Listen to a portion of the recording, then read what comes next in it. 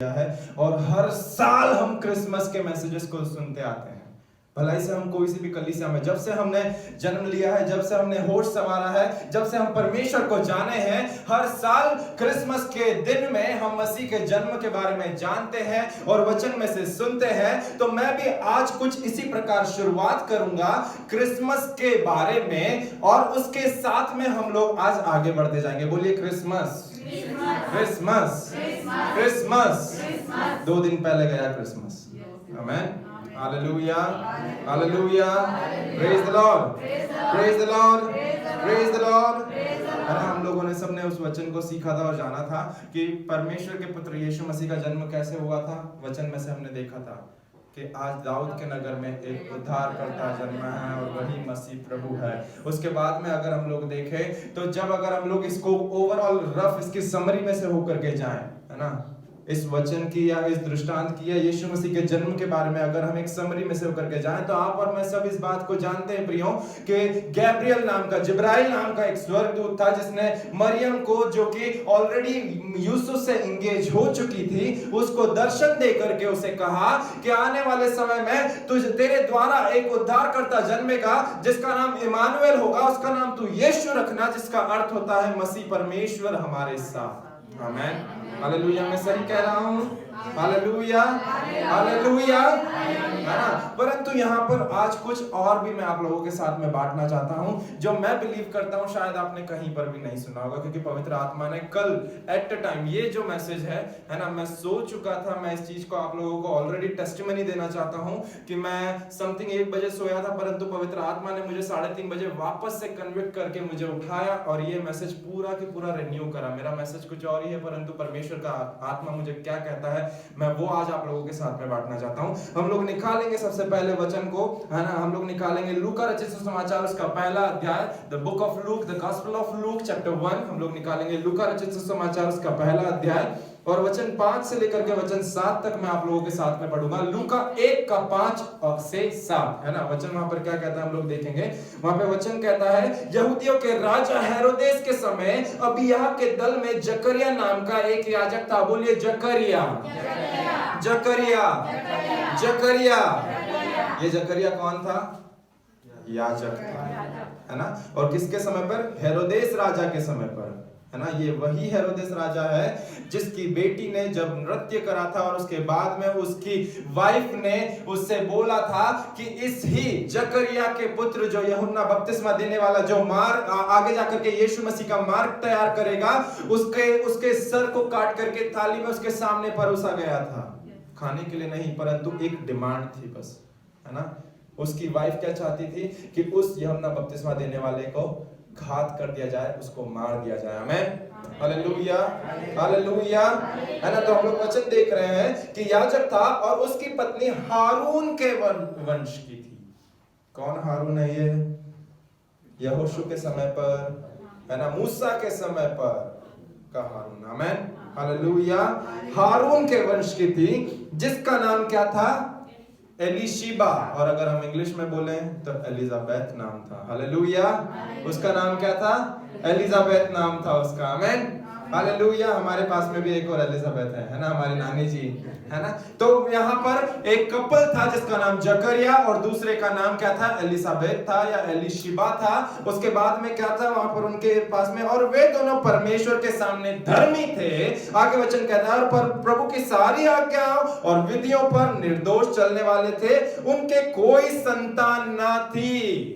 अगर मैं आपको सिंपली बोल दूं तो ये एक नए नियम के अब्राहम और सारा के रूप में आपको और मुझे प्रकट होते हैं प्रियो।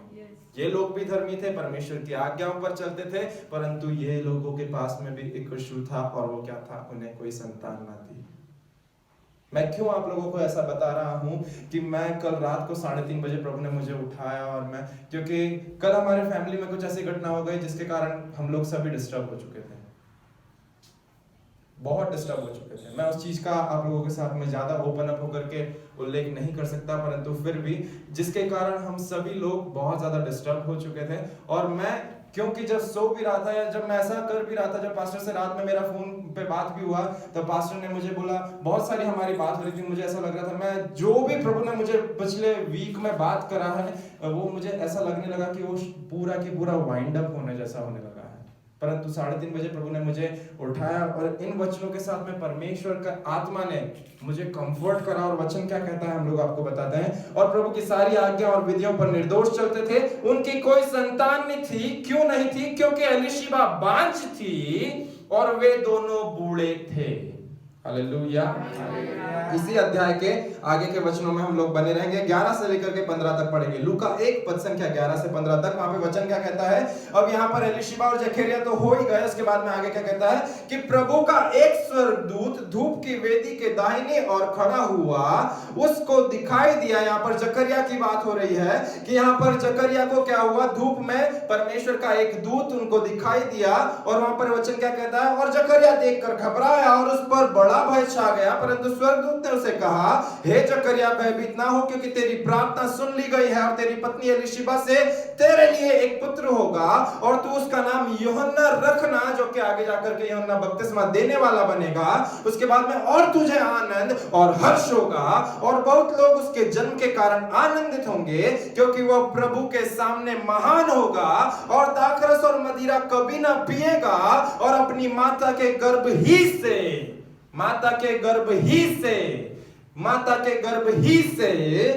पवित्र आत्मा से परिपूर्ण हो जाएगा। नोटिस करने वाली बात है, मैं आप लोगों का ध्यान केंद्रित कराना चाहूंगा इस पैसेज में। यहां पर कहीं पर एक जगह ऐसा लिखा है, क्योंकि वह यूहन्ना बपतिस्मा देने वाला परमेश्वर की दृष्टि में महान होगा। आमीन। क्यों होगा? पता है क्यों? उसका कारण उसके अंतिम भाग में ही लिखा गया है, क्योंकि वह अपनी माता के गर्भ ही में से पवित्र आत्मा से भर जाएगा। नोटिस करने वाली बात है, यीशु मसीह पवित्र आत्मा से कब भरे थे पता है? 33 साल बाद। हालेलुया। है ना? आज हम लोग थोड़ा सा एक अंदर के, है ना, एक गहरे रेवलेशन में से, एक गहन प्रकाशन में से होकर के जाएंगे।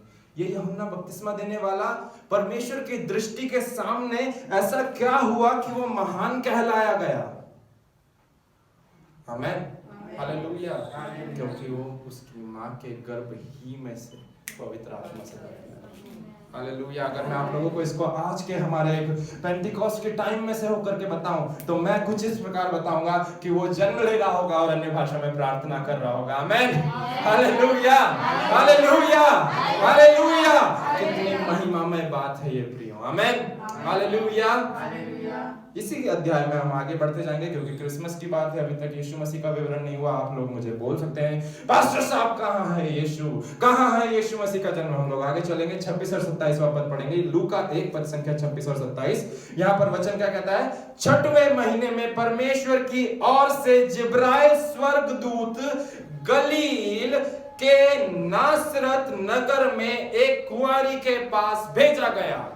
Gabriel, the angel of the Lord, who stands in front of God, जिब्राइल जो परमेश्वर के सन्मुख खड़ा रहता है, वो परमेश्वर का स्वर्गदूत नासरत नगर में एक कुंवारी के पास भेजा गया, जिसकी मंगनी यूसुफ नाम दाऊद के घराने के एक पुरुष से हुई थी।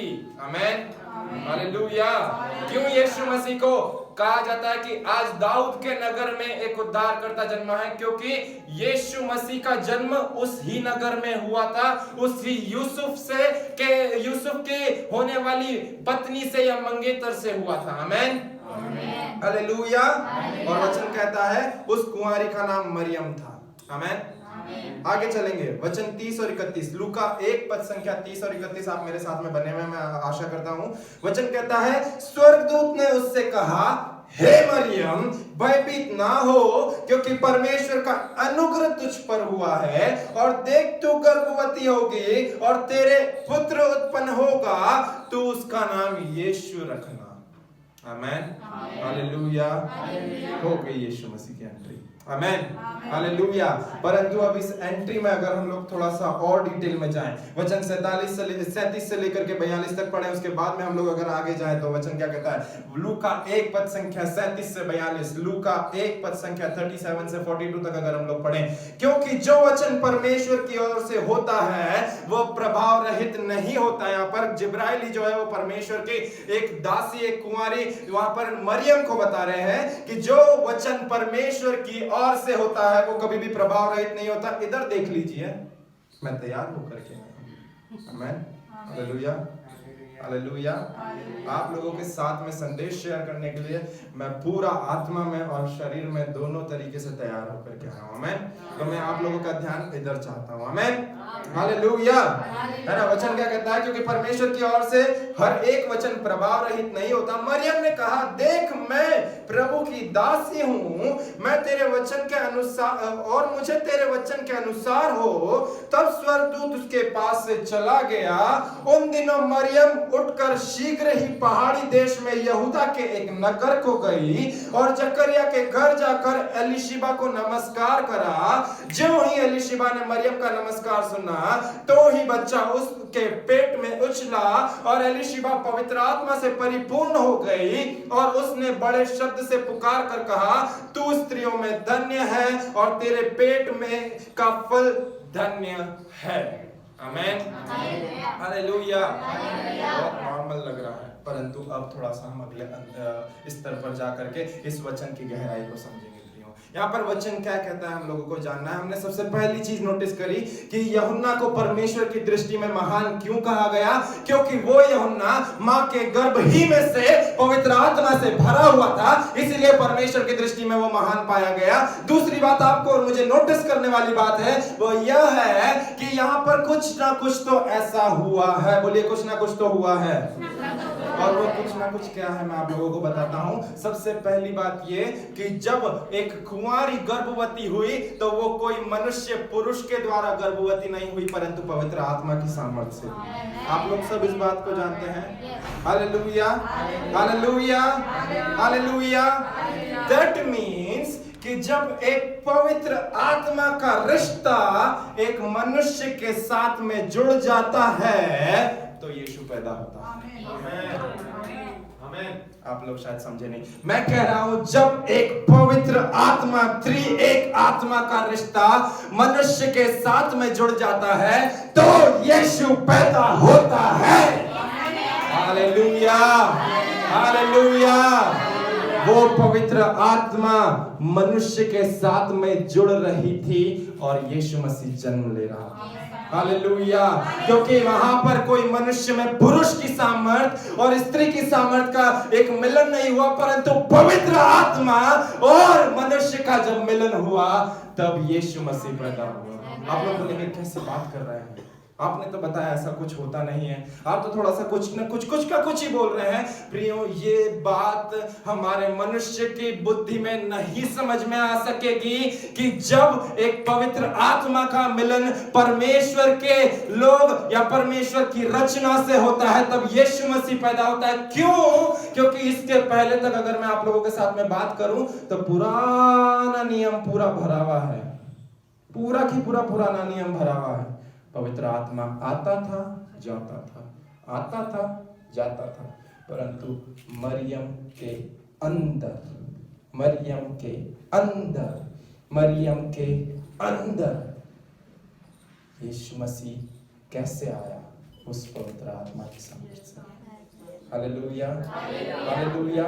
मैं अगर इसको थोड़ा सा अगर इंग्लिश में प्रॉपर वे में बोलूं तो मैं कुछ इस प्रकार बोलूंगा, when Holy Spirit got married with Mary, Jesus was born. When Holy Spirit got in a relationship with Mary, Jesus was born. और वैसा ही आज आपके और मेरे साथ में भी होता है। जब आप पवित्र आत्मा से भर जाते हैं और जब आप अपने व्यवहार को, अपने चाल चलन को, अपने आचरण को परमेश्वर की आत्मा के अनुसार रखते हैं, आप यीशु मसीह जैसे बनते जाते हैं। एग्री कर रहे हैं या नहीं कर रहे हैं इस बात से? जब हम परमेश्वर का आत्मा हमें बोल रहा है कि ये चीज करना है, हम बिल्कुल हमारी बुद्धि को ना उपयोग में लाते हुए वैसा कि वैसा एज इट इज करते जाते हैं। हम वचन में से देखे हैं, परमेश्वर के वचन में से, कि तुम्हारे अंदर परमेश्वर का सा मन नहीं, परमेश्वर का मन आ जाता है। आमीन, हालेलुया। हमने वचन में से देखा है कि जो कोई भी मसीह में है, मसीह में कैसे हो सकते हैं? जब आप और मैं परमेश्वर के आत्मा से भर जाते हैं, जब आप और मैं उस पवित्र आत्मा के साथ एक रिश्ते में आ जाते हैं, हमारे अंदर वो यीशु मसीह जन्म लेता है। हालेलुया। मुझे नहीं पता आप लोगों को यह संदेश समझ आ पा रहा है या नहीं, परंतु पवित्र आत्मा ने मुझसे तो यही बात करा है कि जब एक कुंवारी जिसने अपने आचरण को, अपने आप को परमेश्वर की दृष्टि में आज्ञाकारी और खड़ा रखा, परमेश्वर का आत्मा उसके अंदर आया, और जब परमेश्वर का आत्मा उसके अंदर आया, वो यीशु से गर्भवती हुई, अपने अंदर यीशु को रख के गर्भवती। आमीन, हालेलुया, हालेलुया। वैसा कि वैसा यीशु आज आपके और मेरे जीवन में भी जन्म ले सकता है। Hallelujah, hallelujah, oh hallelujah, praise the Lord, praise the Lord. वो यीशु मसीह आपके और मेरे जीवन में भी जन्म ले सकता है जब आप और मैं उस पवित्र आत्मा के लिए परमेश्वर से प्रार्थना करें। उसका वचन कहता है प्रियो, हालेलुया, कि जब तुम संसारिक होकर के अपने बच्चों को, जब वो कोई भी अच्छी वस्तु मांगते थे तो उन्हें कोई बुरी वस्तु नहीं देते, परमेश्वर से आत्मा को मांगोगे तो वो क्यों ना देगा? उसने आत्मा दिया और वो आत्मा यीशु मसीह को लाया। हालेलुया। यहाँ पर एक और हिडन की है, अगर आपने इस वचन को साधारण तौर पे पढ़ लिया तो आप नहीं समझ पाएंगे, परंतु मैं आप लोगों को बताता हूँ यहाँ पर क्या बात है ना। स्वर्गदूत ने मरियम से कहा, भयभीत ना हो, परमेश्वर का अनुग्रह तुझ पर हुआ है, देख तू गर्भवती होगी, तुझे एक बालक उत्पन्न होगा, उसका नाम तू यीशु रखना।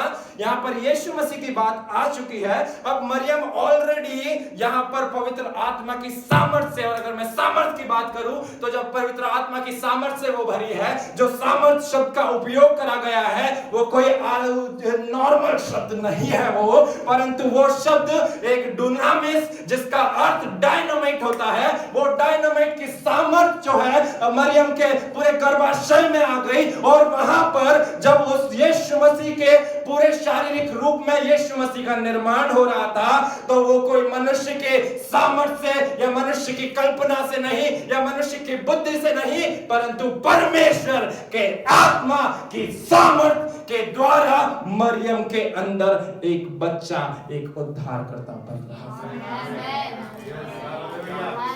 हालेलुया, हालेलुया, और उसका केवल और केवल, अब यहाँ पर आप बोलेंगे कि आप यहाँ पर एलिशिबा की कहानी क्यों सुना? एलिशिबा तो ऑलरेडी शादीशुदा थी। वचन कहता है उसको एक दिक्कत था, वो बांझ थी।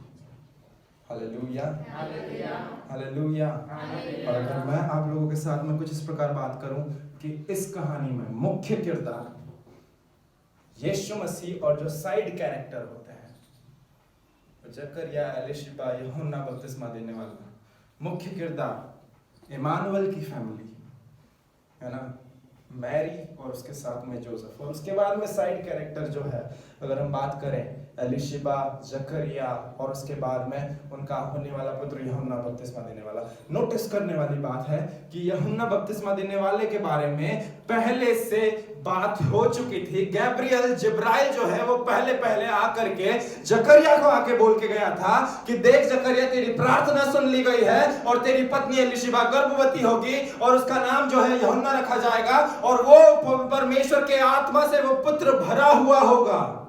उसके बाद में वापस से परमेश्वर ने एक डिलीवरी का मैसेज देने के लिए गैब्रियल को पहुंचाया, और इस टाइम पे वो जकरिया के पास में नहीं, परंतु किसके पास में गया?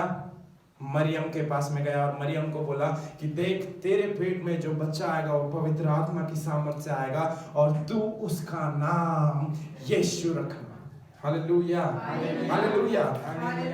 37 से 42 को वापस पढ़ेंगे। वचन कहता है, क्योंकि जो वचन परमेश्वर के ओर से होता है वो प्रभाव रहित नहीं होता। मरियम ने कहा, देख प्रभु की देख मैं प्रभु की दासी, मुझे तेरे वचन के अनुसार हो। तब स्वर्गदूत मरियम के पास से चला गया। उन दिनों में मरियम उठकर शीघ्र ही पहाड़ी देश में यहूदा के एक नगर को गई और वहां नगर को जाकर के जकरिया के घर में जाकर एलिशिबा को नमस्कार करा। दैट मीन्स ये घटनाक्रम कोई और समय का नहीं है, परंतु ऑलरेडी मरियम का गैब्रियल से, जिब्राइल से एनकाउंटर हो चुका है। और जब जिब्राइल से एनकाउंटर हो गया, जब जिब्राइल ने बता दिया कि देख तेरे गर्भ में उद्धार करता आ रहा है जो पवित्र आत्मा के सामर्थ्य से है, उसके बाद में वो मरियम उठ करके गई और एलिशिबा और जकरिया के घर पे जाकर के कुछ भी नहीं करा। वचन क्या कहता है? केवल नमस्कार करा, केवल नमस्कार करा। वचन देखें, और जकरिया के घर में जाकर एलिशिबा को नमस्कार करा। जो ही एलिशिबा ने मरियम का नमस्कार सुना, इधर एक चाबी है, जो ही एलिशिबा ने मरियम का नमस्कार सुना, त्यों ही बच्चा उसके पेट में उछला। इंग्लिश बाइबल बोलती है that baby inside her womb kicked her. Hallelujah, hallelujah, hallelujah, hallelujah. आगे वचन क्या बताता है यहाँ पर? आप लोगों के साथ में बात करे या ना करे, परमेश्वर ने मुझसे बात करा है कि वो बच्चे ने वहां पर उसके गर्भ में उछला। वचन कहता है और एलिशिबा पवित्र आत्मा से परिपूर्ण हो गई। Hallelujah, hallelujah, hallelujah. अगर इस वचन को आप आगे देखें ना, तो इस वचन को पूर्ण अध्याय को पढ़े। यहाँ पर एलिशिबा ऑलरेडी 5 मंथ की प्रेग्नेंट स्त्री थी, परंतु अभी तक उसका बच्चा भी पवित्र आत्मा से नहीं भरा था और वो भी पवित्र आत्मा से नहीं भरी थी, जबकि ऑलरेडी जकरिया को तो परमेश्वर के दूत जिब्राइल ने प्रोफेसी करके बोल दिया था कि तेरा बच्चा मां के गर्भ ही में से पवित्र आत्मा से भर गया। 1 महीना हो गया नहीं भरा, 2 महीना हो गया अभी तक नहीं भरा, 3 महीना, 4 महीना हो गया अभी तक नहीं भरा, 5वां महीना भी हो गया, परंतु कुछ बोल नहीं पा रहा हूं क्योंकि परमेश्वर के दूत ने ऑलरेडी गूंगा कर दिया है। हालेलुया। और जो ही एलिशिबा ने मरियम का नमस्कार सुना, मरियम का नमस्कार सुना, उसके बच्चे ने ये बात पहचान ली कि मेरा छोटा भाई अर्थात परमेश्वर का उद्धार करता सामने खड़ा हुआ है और उसकी माँ, मेरी माँ को नमस्कार कर रही है, इसलिए मैं अपने पैरों को तैयार कर लूं क्योंकि मुझे तो उस उद्धारकर्ता के आने का मार्ग तैयार करना है। परमेश्वर ने मुझसे तो बात करा है। हालेलुया। वो उसकी माँ के पेट में क्यों उछला प्रियो? क्योंकि वो पहचान गया कि यीशु मसीह मरियम के गर्भ में आ चुका है। ये सारी बातें आत्मिक मंडल में हो रही होगी। ये आप लोग शायद साधारण तौर पे अगर इस वचन को पढ़ेंगे हम नहीं समझ पाएंगे। Hallelujah, hallelujah, hallelujah. वचन कहता है और एलिशिबा पवित्र आत्मा से परिपूर्ण हो गई और उसने बड़े शब्द से पुकार कर कहा। क्यों कहा एलिशिबा ने? कि धन्य है तेरे गर्भ का फल यीशु। बहुत सारे, मैं नाम नहीं लूंगा, ना किसी की आलोचना करूंगा, बहुत सारे चर्चेस में ऐसी प्रार्थना है, धन्य है तेरे गर्भ का फल यीशु।